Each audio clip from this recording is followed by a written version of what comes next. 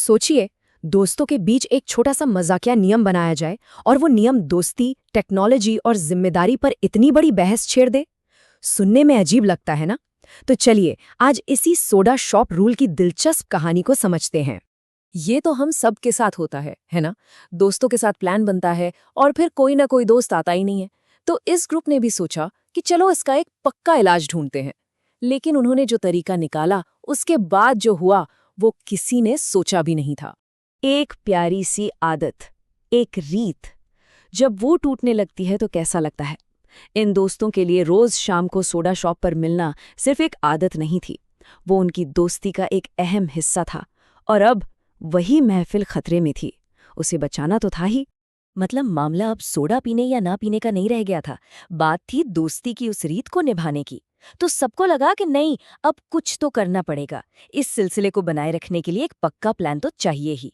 और बस यहीं से उनकी वो आम सी रोज की सोडा पार्टी थोड़ी सीरियस हो गई, क्योंकि उन्होंने एक नया नियम बनाया। और ये कोई ऐसा वैसा नियम नहीं था, इसके असली नतीजे थे, मतलब असली सजा थी। नियम देखिए कितना सिंपल था। आज मीटिंग से गायब हुए तो कल पूरी महफिल के सोडे का बिल आप पर। एकदम सीधा और असरदार। अब इसमें भला क्या ही गड़बड़ हो सकती थी, है ना? और देखिए, किसी भी नए नियम की असली परीक्षा तो तभी होती है जब कोई उसे तोड़ता है। इन्हें ज्यादा इंतजार नहीं करना पड़ा। पहला मुजरिम, मतलब नियम तोड़ने वाला, जल्दी ही सामने आ गया। और बस यही से कहानी ने एक मजेदार मोड़ ले लिया। तो ठीक है, सब तय था, जुर्माना वसूला जाना था। जो नियम तोड़ने वाला था वो भी सजा के लिए तैयार था। पर तब ही कहानी में एक ऐसा ट्विस्ट आया, एक ऐसा मोड़ जिसके बारे में किसी ने दूर दूर तक सोचा भी नहीं था। और ये ट्विस्ट लेकर आए सोढ़ी। जी हाँ, वही सोढ़ी, वो दोस्त जिसने आज तक एक भी मीटिंग नहीं छोड़ी थी। और उन्होंने कहा, आज का सोडा मेरी तरफ से। सोचिए, ये सुनकर पूरे ग्रुप का क्या हाल हुआ होगा। सब हैरान। मतलब ये बात किसी को हजम ही नहीं हुई। भाई, गलती किसी और की और सजा भुगतेगा ग्रुप का सबसे पाबंद मेंबर। ऐसा क्यों? ये तो साफ था कि इस कहानी में अभी और भी कुछ है जो सामने आना बाकी था। और जब सोडी ने वजह बताई तो सब और भी हैरान रह गए। उनकी वजह उतनी ही चौंकाने वाली थी जितनी उनकी पेशकश। हुआ ये कि टेक्नोलॉजी से जुड़ी कुछ छोटी छोटी चीजें हुईं, जैसे कुछ दोस्त अपना फोन उनकी दुकान पर भूल गए, एक जरूरी कॉल मिस हो गई। और इन्हीं सब वजहों से सोडी को लगा कि इस पूरी गड़बड़ में कहीं ना कहीं वो भी जिम्मेदार हैं। और बस इसी एक खुलासे ने पूरी बातचीत का रुख ही मोड़ दिया। जो बहस दोस्तों की गैर हाजिरी से शुरू हुई थी, वो अब एक बहुत बड़ी और मॉडर्न बहस बन गई कि हमारी जिंदगी में मोबाइल फोन की असली जगह क्या है। अब ग्रुप में दो टीमें बन गईं। कुछ लोग फोन के सपोर्ट में, कुछ उसके खिलाफ। और सच कहें तो उनकी ये बहस कोई नई नहीं थी।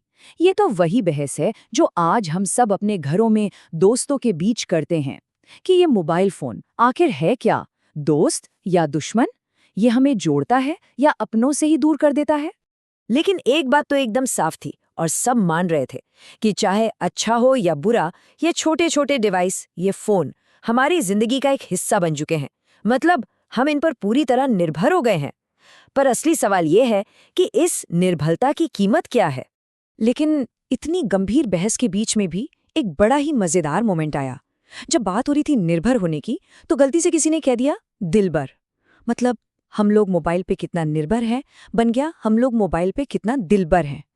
और ये छोटी सी बात हमें याद दिलाती है कि कितनी भी सीरियस बात हो, हंसी मजाक की गुंजाइश तो हमेशा होती है। तो अब आते हैं असली मुद्दे पर।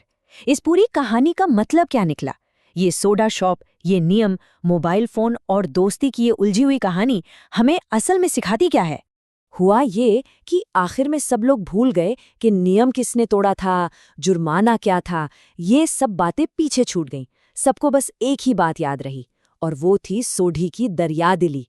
एक दोस्त का बड़ा दिल जो बिना किसी गलती के भी जिम्मेदारी लेने के लिए आगे आ गया। तो देखिए, असली सबक यही है। दोस्ती में जो रिश्ते भरोसे और एक दूसरे को समझने पर टिके होते हैं ना, वो हमारे बनाए किसी भी नियम कानून से कहीं ज्यादा मजबूत और जरूरी होते हैं। वो नियम तो आते जाते रहते हैं, पर दोस्ती रह जाती है। और ये कहानी हमें आखिर में एक बहुत ही जरूरी सवाल के साथ छोड़ जाती है। अपनी दोस्ती में असल में क्या ज्यादा मायने रखता है, बनाए हुए नियम या एक दूसरे के लिए दिखाई गई दरियादिली और माफ़ी? सोचिएगा ज़रूर इस बारे में।